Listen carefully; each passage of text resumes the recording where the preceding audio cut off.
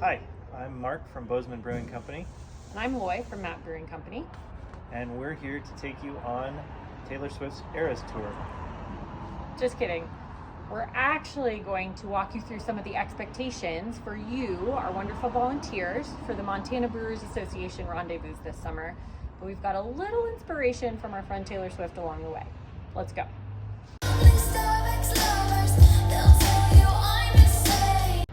There's two different sizes of glassware that you'll be using during the rendezvous. We've got the VIP glass and the general admission glass. Think of each glass as a blank space. You may have a long line of beer drinkers, and they may think you're insane, but each glass is a blank space, baby, and all you'll have to do is fill to the line. For the VIP hour, you'll notice that our VIPs have a full pint glass. Do not fill it to the top. Our VIPs usually want to try a lot of beers, so we're only going to give them a 4-ounce pour. For a 4-ounce pour, you'll see that the beer is about to the bottom of the date if you're looking at the front of the glass. Or if you're looking at the back of the glass, you're going to go about to the state line here on the Montana Wheat and Barley logo, or the top of the dog on the Sidewinders logo here. For the general admission tickets, we have these adorable mini cans, which are approximately 5 ounces total. But with the same mindset as our VIPs, we want everyone to try as many beers as possible. So please fill to the top of the rendezvous line instead, and that leaves you room for a proper head so that aroma is enjoyed by everyone as well.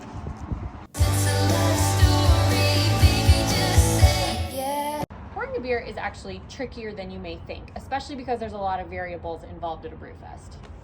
And really, the proper pour of a beer is an important part of the love story in experiencing that beer. A proper pour is not just folklore. One of the most important things to remember is to never let the glass touch the faucet. Sometimes when you're chatting it can be tricky, but it's important to watch your pouring so that you don't have the part that people put their mouths on touch the faucet. So now I'll show you how to pour a proper beer. So first of all, these small glasses can be a little tricky. So you just want to be extra careful not to submerge the faucet into the beer or to touch the rim of the glass to the faucet. So you'll start by holding your glass at a 45-degree angle under the faucet. You'll swiftly open the tap from the tap handle. You want the beer to hit about halfway down the glass. Once you've got about half your beer poured, you'll turn the glass so that it's upright, and that'll help give you a nice head on top of the beer as pictured here. It's the same principle for the VIP glasses. You're going to put the glass at a 45-degree angle under the tap, swiftly open the handle, and turn it upright when you're about halfway through your pour. This gives you a nice head on the beer. One of your other important roles as a Brewfest volunteer is making sure that everyone you're serving has been properly ID'd and has the appropriate wristbands, including a 21 plus wristband and an official MBA wristband. If they don't have both wristbands, send them back to the front and they can take care of it, either getting them ID'd or making sure that they've paid for admission. You can't, for example, just ask them if they were born in 1989. And if they tell you that they're feeling 22, that does not suffice. Both wristbands or no beer. You should have said no, you should have gone home. Another important role as a Brewfest volunteer is knowing when and how to cut someone off if they're over intoxicated. Most of our Brewfest patrons are there to enjoy responsibly and have a good time and try tasty beers from Montana brewers. But every once in a while, somebody gets a little over enthusiastic and has too much.